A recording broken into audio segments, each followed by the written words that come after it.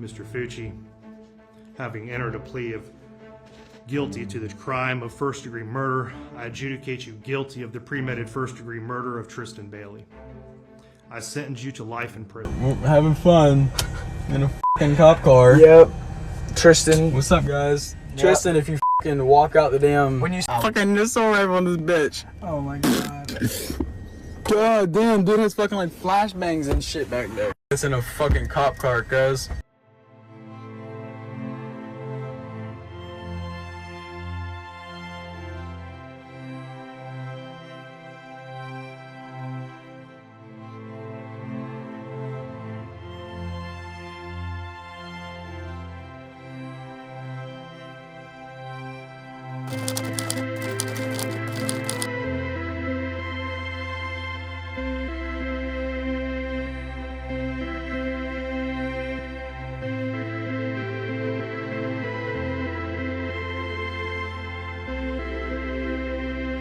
Tristyn Bailey, a lively and bright 13-year-old girl from St. John's, Florida, had a future full of promise.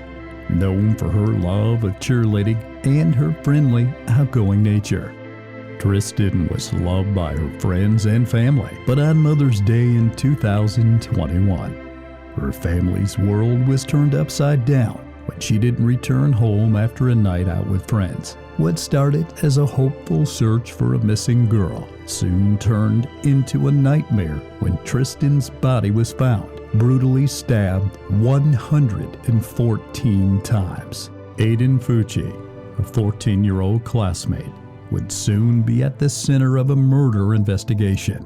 How did a seemingly normal day turn into such a heartbreaking tragedy? Let's dive into the details of this devastating case and uncover what really happened to Tristyn Bailey. The Bailey family, often called the Bailey Seven, was known for their strong bond and deep love for one another. Each member of the family had their own unique personality, but it was Tristyn, the energetic middle child, who seemed to bring everyone together. As the glue of the family, she had a natural ability to lift spirits and make her loved ones feel special. Her parents and siblings cherished her enthusiasm, and she was the kind of person who could turn any ordinary day into something memorable. At just 13 years old, Tristyn was full of life. She was an active, competitive cheerleader, a sport that wasn't just a hobby for her, but something she truly loved. Her passion for cheerleading showed in everything she did, whether it was practicing her routines, performing at events, or supporting her teammates. Tristyn gave it her all. Her coaches admired her dedication, and her teammates looked up to her for both her skills and also for her positive attitude that brightened every practice. It was clear to anyone who met her that Tristyn loved cheerleading, and it became a big part of who she was. Outside of cheerleading, Tristyn was known for her outgoing and bubbly personality. She made friends easily and was always there to lift someone's spirits if they were feeling down. Whether it was at school, practice, or at home with her family, Tristyn's laughter and energy filled every room she entered. Her kindness and warmth made her someone everyone loved being around. People often described her as the kind of person who could turn a bad day into a good one, simply by being herself. Even at her young age, Tristyn had big dreams for the future.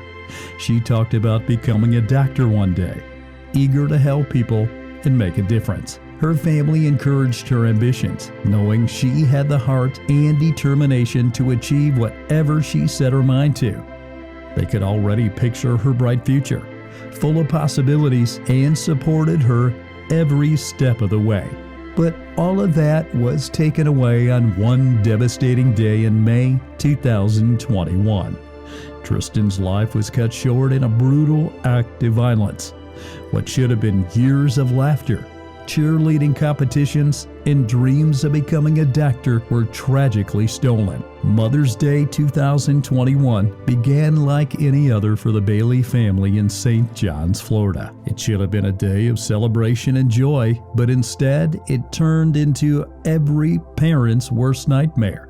That morning, the family gathered for breakfast, but something felt off. Tristyn wasn't there. At first they thought maybe she was still sleeping, but when her siblings checked her room, Tristyn was nowhere to be found. As the minutes passed, the initial confusion quickly turned into panic. The family searched every corner of the house, calling her name and checking all her usual spots. Maybe she was in the bathroom or in one of the other rooms, but she wasn't anywhere. The Bailey family began to worry. When they couldn't find her inside, they rushed outside, scanning the yard and calling for her, hoping she had just wandered off. But still, there was no sign of her. With no other option, they called the police. The situation was too unusual, too sudden for them to handle alone. It wasn't like Tristyn to just disappear without telling anyone. And her family knew something was wrong. They had no idea at the time how devastating this day would turn out to be. But their fear grew with every passing minute. Law enforcement responded quickly, but at first, they suspected that Tristyn might be a runaway. It's not uncommon for teenagers to leave home without telling anyone, and missing persons cases involving young teens are often treated this way, at least in the beginning. But even though authorities had reason to think she might return on her own, they took the call seriously, launching a missing persons investigation right away. In cases like this, time is of the essence, and the search for Tristyn began almost immediately. The Bailey family was in shock, struggling to understand how Tristyn could just vanish. She had spent the previous day with them, and everything seemed normal. They had gone out to dinner as a family, enjoying time together like they often did. Afterward, they visited one of Tristyn's sisters to see her new kittens. It had been a typical family day, full of laughter and love. No one could have predicted what would happen next. Later that evening, after their family outing, Tristyn made plans to meet up with friends. Like many teens, she had arranged to hang out with two boys from her neighborhood, Trey and Aiden Fucci. The details of the night were vague to her family, but they assumed she would return home safely, just like she always did. Tristyn left the house without her family knowing, heading out to meet the boys. As the investigation began, law enforcement pieced together a timeline of her last known moments. Tristyn had gone to Trey's house, where Aiden was also hanging out. The three of them spent some time together before Trey decided to go to bed, leaving Tristyn and Aiden to leave his house on their own. But Tristyn never made it back home. The last people to see her alive were Aiden and Trey, and soon the focus of the investigation would turn to them. What was meant to be a fun night with friends took a terrifying turn, and the Bailey family could only wait in fear. As the search for Tristyn intensified, a local man from the neighborhood decided to do his part to help. He had heard about the missing girl and, like many of the community, was concerned. On the morning of May 9, 2021, he went out for a routine run, but this time he decided to check the wooded area near a pond at the edge of the neighborhood. It was a place where kids sometimes hung out, so he thought it was worth a look. As he approached the area, something caught his eye. At first, he wasn't sure what it was, but as he got closer, the horrifying reality became clear. Lying near the pond was the lifeless body of a young girl. His heart sank as he realized that this was Tristyn Bailey, the missing girl the entire community had been looking for. He immediately called 911, and soon the area was swarming with law enforcement and investigators. What they found was beyond heartbreaking. Tristyn had been brutally attacked, suffering 114 stab wounds. Many of those wounds were defensive, indicating that she had fought for her life, desperately trying to fend off her attacker. The crime scene was nothing short of terrifying. Her body lay among some of her personal belongings, including her vape and cell phone, which were scattered on the ground nearby. It was a devastating discovery, one that no one could have prepared for. As investigators processed the scene, it became clear that this was no random accident. The sheer brutality of the attack shocked even the most experienced officers. There was no murder weapon at the scene, but the violence spoke volumes about the attacker's intent. The community, which had been hoping that Tristyn would be found alive, was left in shock due to the tragic news. The hardest moment came when law enforcement had to inform Tristyn's family. Her mother, who had been holding on to the hope that her daughter might come home, was very devastated when she learned the truth. When the police arrived at her home, she begged them not to tell her what she already feared. Collapsing in grief, her worst nightmare had come true. The family's world had been shattered in an instant. The discovery of Tristyn's body marked a turning point in the investigation. What had started as a missing person case was now a homicide investigation. The brutality of the crime left no doubt that whoever had done this had acted with extreme violence. As the investigation unfolded, one name kept coming up: Aiden Fucci. He had been with Tristyn on the night she disappeared, and his behavior in the days following her death raised immediate red flags.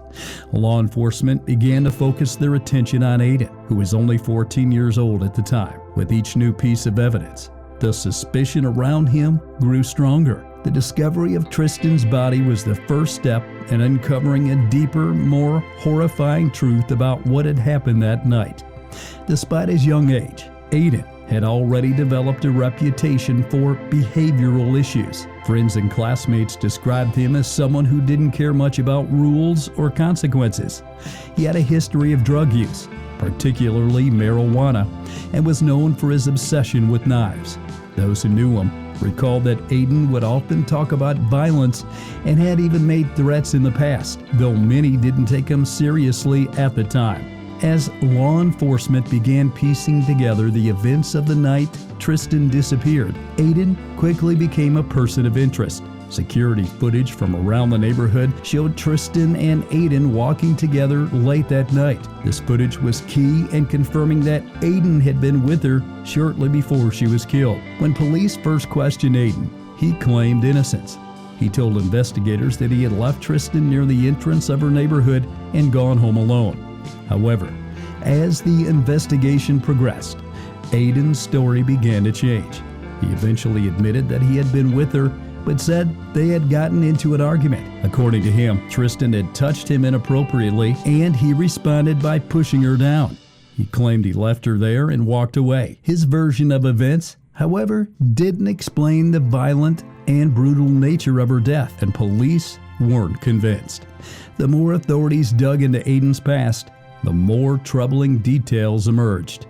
His friends described him as someone who often talked about stabbing people and committing acts of violence. His girlfriend at the time, Sophie, revealed that Aiden would sometimes pretend to stab her during their interactions, joking about it in a way that made her uncomfortable. Sophie also shared that Aiden had confided in her about hearing voices and feeling an urge to harm others. It became clear that his dark thoughts weren't just casual comments. There was a deeper, more disturbing pattern of behavior. Aiden's behavior after Tristyn's death only further raised suspicions. Following his arrest, Aiden made a series of disturbing Snapchat posts from the back of the police car. One post, which showed him smirking, was captioned, "Hey guys, has anybody seen Tristyn lately?" His casual and arrogant attitude shocked many, especially considering the gravity of the situation. It seemed as though Aiden didn't grasp or didn't care about the seriousness of the crime he was being accused of. In another video taken in the police car, Having fun in a f***ing cop car. Yep. Tristyn. What's up, guys? Tristyn, if you f***ing walk out the damn... Aiden is seen talking to his friend Trey, who was also with Tristyn on the night of her disappearance. Aiden can be heard saying, "We're gonna make memories, bro," as if the entire tragedy was some kind of joke. His complete lack of regret or fear for what had happened was disturbing. Even as his friends and family began to realize the horror of the situation, Aiden remained unusually calm and unaffected. As the investigation moved forward, the evidence against Aiden began to pile up. His shifting stories, his erratic behavior, and the testimony from those who knew him painted a clear picture of a troubled teen with violent tendencies. It wasn't long before police had enough to arrest Aiden Fucci on suspicion of first-degree murder. The community was shocked by his arrest, but for those who knew Aiden, it wasn't entirely unexpected. The troubled boy who had once made violent jokes and threats had now become the prime suspect in a brutal and senseless murder. As the investigation into Tristyn Bailey's death progressed, the evidence against Aiden Fucci quickly became to stack up. One of the most important pieces of evidence came when investigators discovered the murder weapon, a knife discarded in a nearby pond not far from where Tristyn's body was found. Forensic examination revealed that the tip of the knife had broken off during the attack and was lodged in Tristyn's skull, proving that this was the weapon used in the brutal stabbing. Surveillance footage from the neighborhood also played a significant role in the case. Footage showed Aiden and Tristyn walking together late at night, shortly before the murder occurred. Hours later, more footage surfaced of Aiden walking alone, barefoot and carrying his shoes in his hands. This was a key moment for investigators, as it became clear that Aiden was attempting to leave the scene without leaving further evidence. Further investigation revealed even more evidence. When law enforcement searched Aiden's home, they found blood-stained clothing, including a pair of jeans that Aiden had been wearing the night Tristyn was killed. What made this discovery even more disturbing was the fact that Aiden's mother, Crystal Smith, had attempted to wash the blood from the jeans before investigators arrived. This act of trying to cover up evidence led to Crystal's arrest for tampering with evidence, a charge that would come back to haunt her late in the case.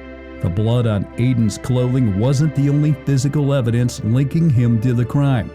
Investigators also found blood in the drain of his bathroom sink. Forensic testing confirmed that the blood belonged to Tristyn, making it clear that Aiden had tried to clean up after the attack. This DNA evidence provided a direct link between Aiden and Tristyn's murder, leaving little room for doubt about his involvement. The fact that he had not only committed the crime, but had also gone home and attempted to erase the evidence spoke to the level of deliberation and cold calculation in his actions, and the evidence piled up. It became increasingly clear that Aiden had acted alone and with violent intent. The discovery of the knife, the surveillance footage, the blood on his clothes, and the DNA evidence in his home all pointed directly to him. With such overwhelming proof, law enforcement had little choice but to charge Aiden Fucci with first-degree murder. In a case where every detail seemed to reinforce his guilt, there was no room for alternative explanations. As the investigation reached its conclusion, it became clear that Aiden had not only taken the life of a 13-year-old girl, but had done so in a way that was both cruel and calculated. The once quiet community of St. John's, Florida, was now struggling with the reality that a 14-year-old boy had committed an unthinkable act of violence, and the justice system was preparing to hold him accountable. As Aiden Fucci's legal proceedings began, the case quickly became the focus of media coverage. In the months leading up to the trial, the media followed every development closely, from Aiden's initial arrest to his early court appearances. The image of a 14-year-old boy being charged with such a horrific crime shocked many, and the public was eager to see justice being served. In the pre-trial process, Aiden's legal defense initially seemed to prepare for a long fight. However, due to the severity of the crime, the decision was made to charge Aiden as an adult. Florida's law allows for juveniles to be tried as adults in extreme cases like this, and it was clear that Aiden's crime met the threshold. This decision meant that Aiden would face much harsher penalties, including the possibility of life in prison. As the trial date approached, the Bailey family was preparing themselves for what would be a difficult and emotional journey through the court process. They had already suffered from unimaginable pain, and the thought of reliving Tristyn's final moments in a courtroom was very difficult. However, just as the jury selection was about to begin, Aiden Fucci made a surprising move. He entered a guilty plea to the charge of first-degree murder, avoiding the need for a trial altogether. For the Bailey family, the news was bittersweet. While they had braced themselves for the trial, the guilty plea brought a sense of relief. The guilty plea was an acknowledgement of Aiden's responsibility for the crime, and it spared the family from further emotional trauma. Despite the guilty plea, Aiden still faced severe consequences. Under Florida law, because Aiden was a juvenile at the time of the crime, he was not eligible for the death penalty. Instead, he faced a life sentence in prison, though with the responsibility of review after 25 years. This means that while Aiden could spend the rest of his life behind bars, there is no chance that his sentence could be reconsidered in the future. For the Bailey family, the guilty plea brought some closure, but it could never fully heal the wounds left by Tristyn's tragic death. Knowing that Aiden would spend at least the next several decades in prison provided a sense of justice, but the family would always carry the pain of losing their daughter. However, it wasn't just Aiden Fucci who faced charges. Aiden's mother, Crystal Smith, became involved in the case when it was revealed that she had tampered with evidence in an attempt to protect her son. After Tristyn's murder, Crystal discovered that Aiden's clothes had blood on them.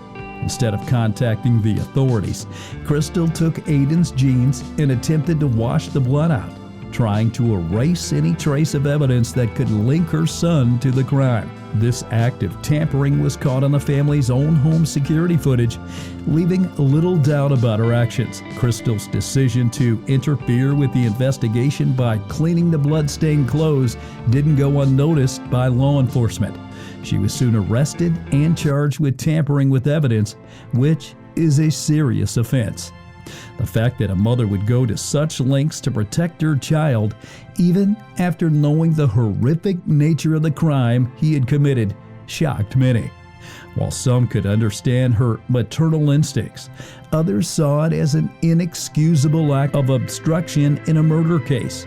Crystal's attempt to cover up for Aiden ultimately did nothing to shield him from the overwhelming evidence against him, and it only added to the pain and suffering experienced by the Bailey family. In the end, Crystal Smith was sentenced to 1 month in jail and 5 years of probation for her role in tampering with evidence. While her sentence was far less severe than her son's, it served as a reminder of the consequences of her actions. Crystal's involvement in the case became a sad reflection of how this brutal crime had impacted not only the Bailey family, but also Aiden's own family, forever altering their lives. One of the most powerful moments during the sentencing came when the Bailey family performed a symbolic act to honor Tristyn. They placed 114 stones in a jar, one for each of the 114 stab wounds that Tristyn had suffered. While this moving gesture symbolized the brutality of the crime, it also showed the strength of their love for Tristyn. Despite the unimaginable grief they were facing, the Bailey family chose to channel their pain into something positive. They fought tirelessly for the passing of a new law in Florida, which now limits the release of crime scene photos involving minors. This law, known as Tristyn's Law, was a direct result of their advocacy and is a way to protect other families from the trauma of having such sensitive images made public. The family also founded the Tristyn Bailey Foundation, an organization aimed at supporting victims' families and advocating for justice.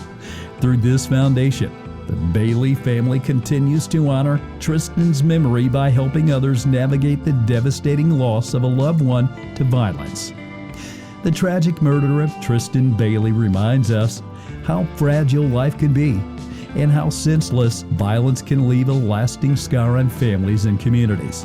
Her story is one that should never have to be told, but in her memory, we can reflect on the importance of recognizing warning signs, supporting mental health efforts, and standing against violence in all its forms. If Tristyn's story touched you, consider supporting initiatives that advocates for victims' rights or mental health awareness. What lessons can we learn from this case? Let us know your thoughts in the comments below. And don't forget to like this video if you want to see more content like this. Until next time, stay safe and take care of one another.